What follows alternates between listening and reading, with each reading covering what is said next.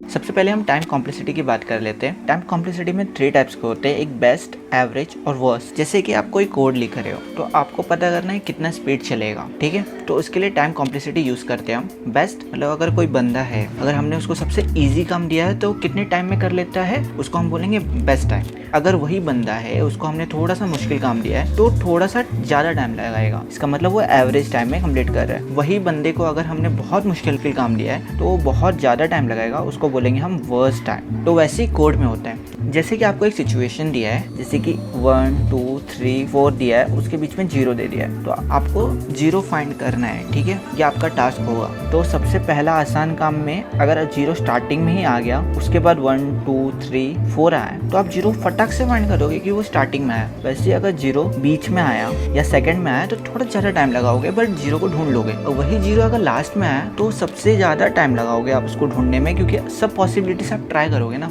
उसमें ही ज़्यादा टाइम लगेगा।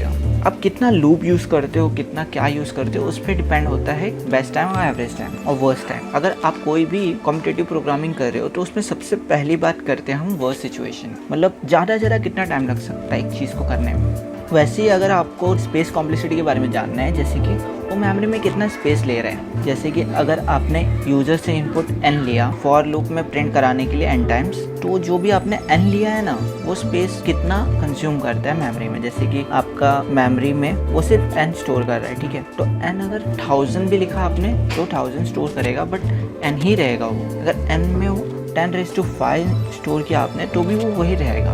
अगर 1 स्टोर किया तो भी वो उतना ही स्पेस लेगा। वही अगर आपने एक एरे बनाया और वो एरे में एक n लिया है जो साइज डिक्लेयर करेगा एरे का, वो यूज़र डिफाइन करेगा, तो कितना भी ले सकता है यूज़र वो इनपुट। तो ये होता है स्पेस कॉम्प्लेक्सिटी।